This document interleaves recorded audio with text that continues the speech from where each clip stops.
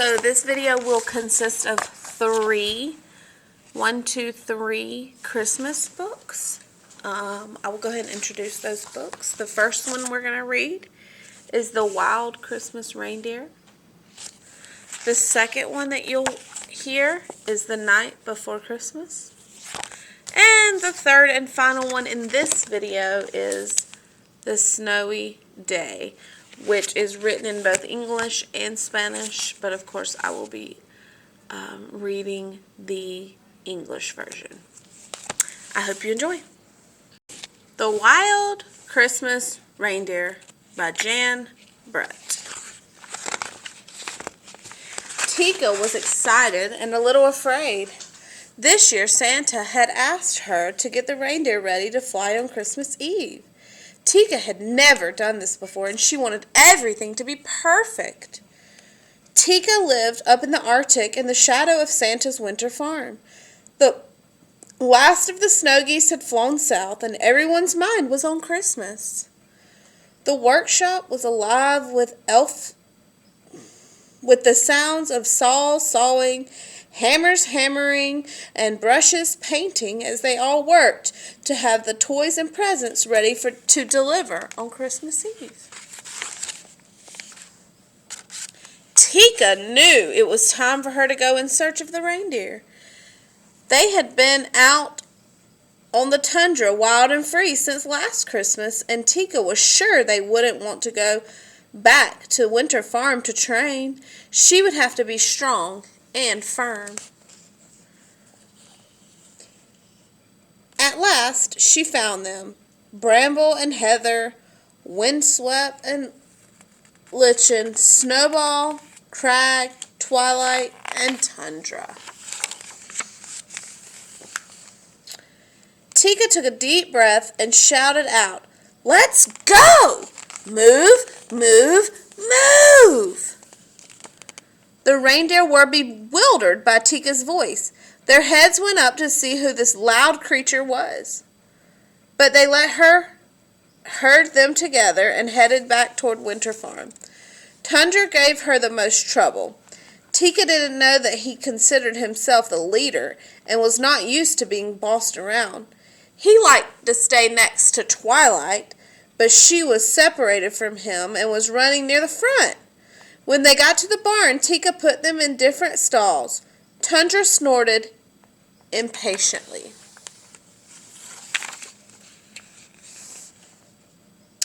By the next morning, when Tika went into the barn, all the reindeer were restless and upset. Lichen was frightened of Crag, who kept nipping at him. Bramble was so worried she drove Heather wild, and Twilight kept calling out to Tundra, who was just plain angry and stomping his hooves.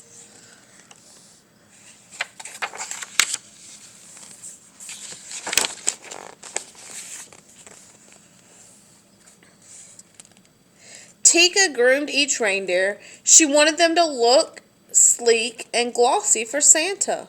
One by one she brushed and combed their coats and pushed and pulled at their tangled manes. She brushed so long and hard that their ears started to turn pink.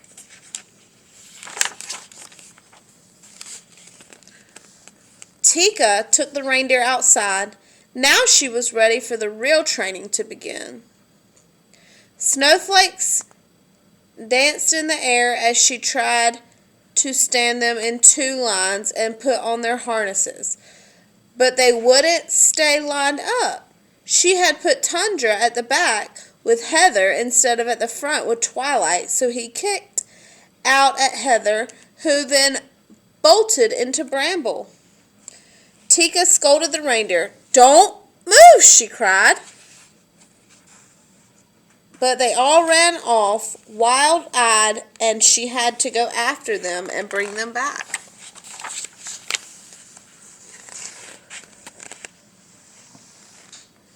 The next day, Tika harnessed the reindeer in the barn before taking them out into the snow. Everything went right until she got them lined up outside and tried to steer them first to the left and then to the right. To make the sleigh fly, they would need to pull together smoothly. but everything went wrong. Tundra crashed into Heather, Snowball blew up at Bramble, Windswept knocked over Twilight, and then Lichen locked antlers with Crag. "Stop!" Tika cried and watched the reindeer paw the air. "Unhook!" she shouted as they tried to free their long antlers. Then Lichen and Crag fell over into the snow. The harder they pulled, the more their antlers locked. The reindeer were frantic, and Tika only made it worse by yelling at them.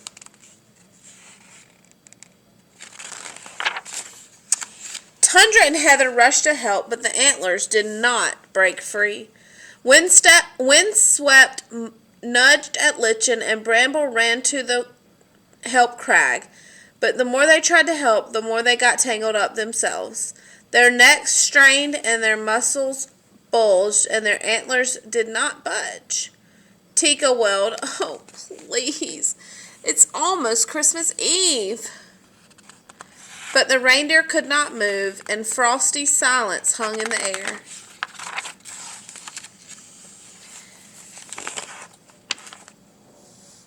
Tika looked at the tangled reindeer, once so bold and free, and began to cry. "It's my fault," she said. "I've spent all my time yelling at you instead of helping. I'm so sorry." And one by one, she gave each reindeer a hug. "Tomorrow," she said, "we'll go to work in a new way. No yelling, no screaming, and no bossing. I promise. Let me try to help you get free." The reindeer listened to the new voice. Heather's eyes sparkled. Crag cracked a reindeer grin. Bramble giggled and Snowball sighed. Tundra laughed and Twilight smiled. The more they laughed, the more they shook, and as they shook, their antlers rattled and rubbed. And before Tika could do anything, she heard a sprung sound.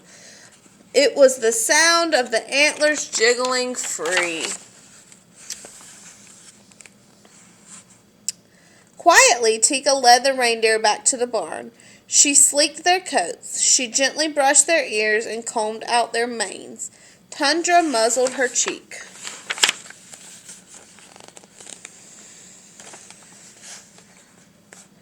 The next day, the reindeer lined up in 2 lines, ready for the harness, with Twilight and Tundra leading the line. They practiced turning left and they practiced turning right. Tika directed them softly. Tundra pulled for Twilight. Bramble was gentle to Lichen. Windswept helped Heather, and Snowball nestled against Crag. Together they practiced long and hard. They didn't notice that it was getting dark, and they almost didn't hear a jingle in the distance. It was Santa standing by the sleigh, piled high with presents and ready to go.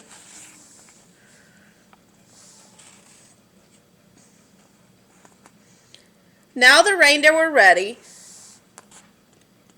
too, and Tika led them to the sleigh. Santa smiled and nodded his thanks. Then he climbed aboard and waved to Tika, who watched as the wild reindeer rose up together and carried the sleigh off into the night. The end. And Merry Christmas. The night before Christmas.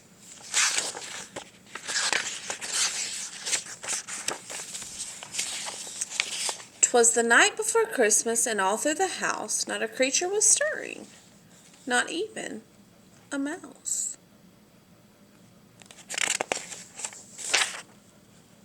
The stockings were hung by the chimney with care, in hopes that St. Nicholas soon would be there.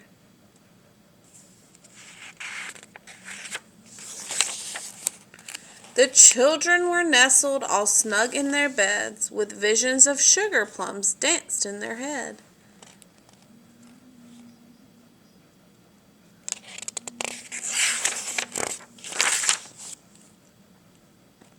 And Mama in her kerchief and I in my cap, he just settled our brains for a long winter's nap.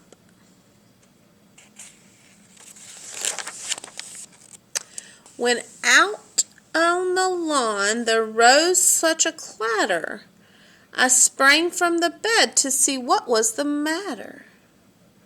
Away to the window I flew like a flash, tore open the shutters and threw up the sash.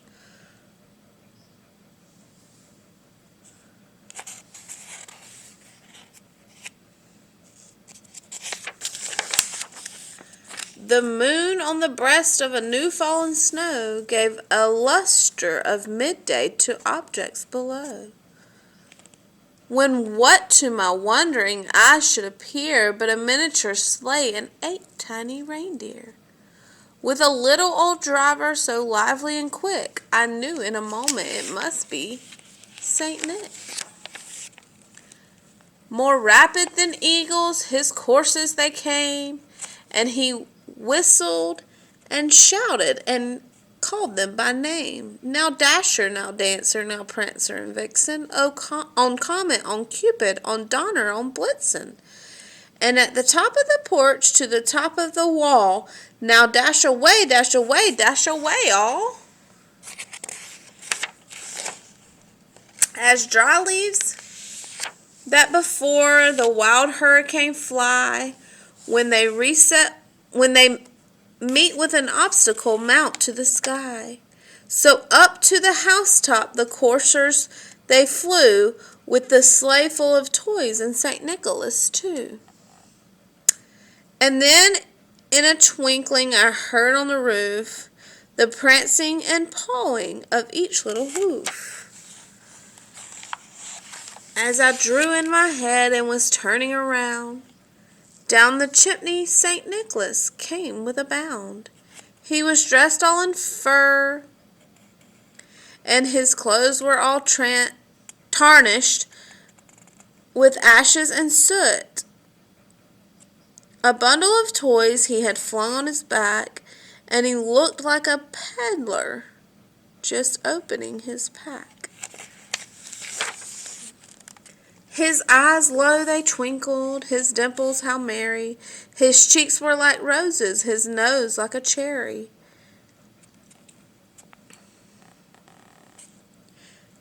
His droll little mouth was drawn up like a bow, and the beard of his chin was as white as the snow. The stump of his pipe he held tight in his teeth, and the smoke it encircled his head like a wreath. He had a broad face and a little round belly that shook when he laughed like a bowlful of jelly. He was chubby and plump, a right jolly old elf, and I laughed when I saw him in spite of myself. A wink of his eye and a twist of his head soon gave me to know I had nothing to dread. He spoke not a word, but went straight to his work, and filled all the stockings, then turned with a jerk. And laying his finger aside of his nose, and giving a nod up the chimney, he rose. He sprang to his sleigh, to his team gave a whistle, and away they all flew like the down of a thistle. But I heard him exclaim ere he drove out of sight, "Happy Christmas to all, and to all a good night." The end. And Merry Christmas. The Snowy Day.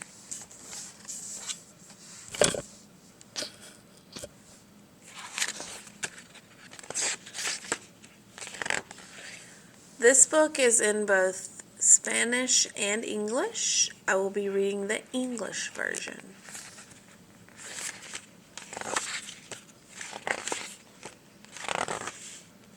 One winter morning, Peter woke up and looked out the window, Snow had fallen during the night. It covered everything as far as he could see.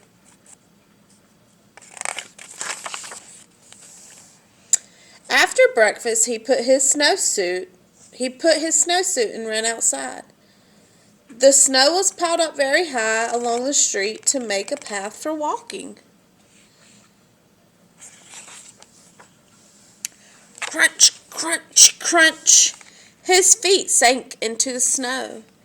He walked with his toes pointing out like this. He walked with his toes pointing in like that. Then he dragged his feet slowly to make tracks, and he found something sticking out of the snow that made a new track.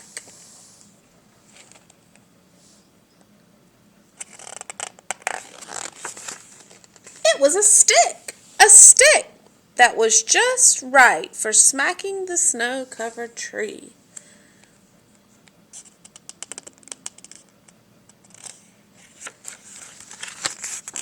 Down fell the snow, plop, on top of Peter's head.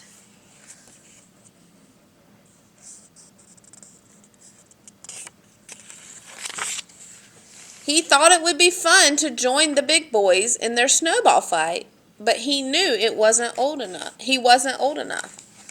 Not yet.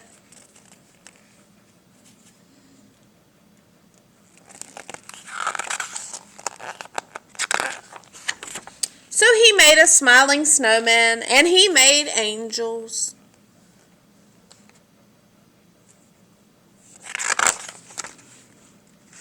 He pretended he was a mountain climber. He climbed up a great big heaping mountain of snow and slid all the way down.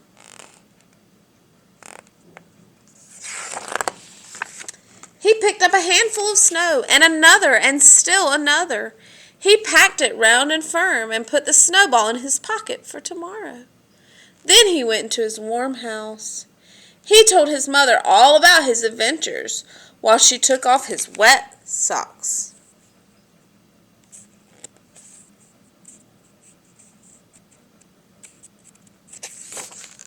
And he thought and thought and thought about them.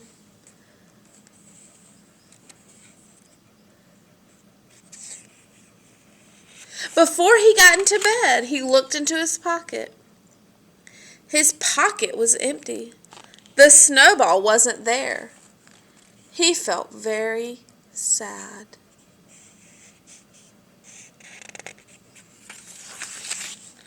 While he slept, he dreamed that the sun had melted all the snow away.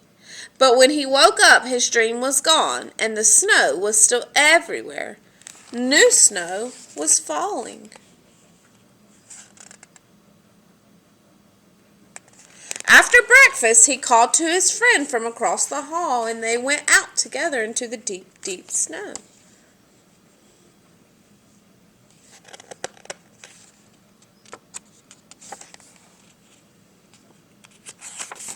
The end.